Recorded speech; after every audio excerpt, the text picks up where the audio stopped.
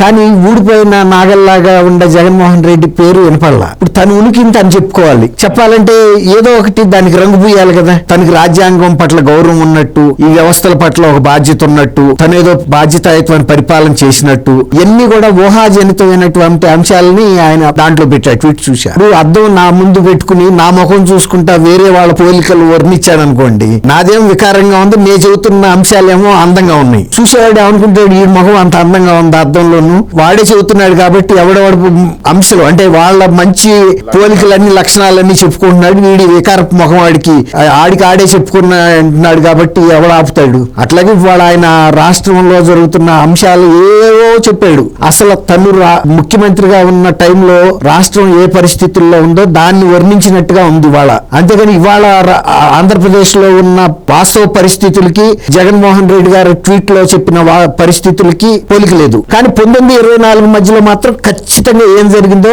ఆయన పోసగిచ్చినట్టుగా చెప్పాడు. అవన్నీ పూర్తి భిన్నం. అప్పుడుది ఇవాళ చెప్పాడు.